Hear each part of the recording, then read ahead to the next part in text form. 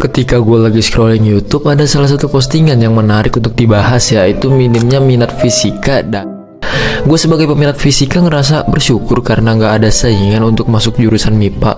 Tapi apa sih sebenarnya yang ngebuat MIPA itu menjadi prodi yang kurang diminati? Ternyata setelah gue research, terdapat 3 poin utama yang ngebuat MIPA itu kurang diminati. Jadi yang pertama itu kurangnya relevansi di dunia kerja. Emang lapangan kerja zaman sekarang itu susah, apalagi persyaratannya yang makin aneh-aneh. Jadi hal wajar kalau lulusan MIPA itu makin susah bersaing dengan jurusan lainnya. Bahkan dari komentar-komentar yang gue dapat, kebanyakan dari mereka itu berkarir di dunia perbankan dan manajemen yang notabene butuh perhitungan dan skill yang mirip-mirip lah kayak pelajaran dari ini jurusan. Lalu yang kedua yaitu kebanyakan teori. Gak heran kenapa fakultas MIPA itu turun peminatnya. Banyak masyarakat berpikir bahwa matematika dan sains itu hanya sekedar teori semata.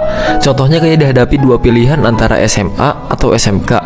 Kebanyakan orang tua pasti berpikir untuk memasukkan anaknya ke SMK karena pembelajarannya bukan hanya teori, tetapi juga dengan praktik kerja lapangan atau PKL yang menjadikannya nilai plus untuk diminati.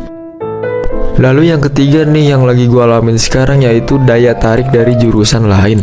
Salah satu hal yang paling mendasar sih menurut gue. Kenapa enggak, walaupun memang pada dasarnya gue suka sama fisika, tetapi mengingat untuk apa gue pelajari juga bikin bimbang untuk milih jurusan lain yang lebih memadai untuk lulusannya.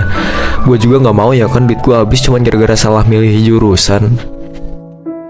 Dari ketiga poin tadi, itu hanya sebatas mengapa minat MIPA itu menurun. Padahal teknologi-teknologi sekarang itu pada dasarnya berasal dari fisika dan juga MTK.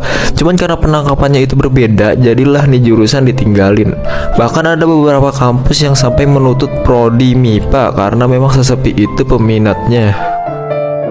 Sangat disayangkan. Padahal gue yang dari SD suka sama fisika itu harus berpikir 2 kali antara mendalami atau mengganti skill yang baru agar bisa mengikuti perkembangan zaman di Indonesia.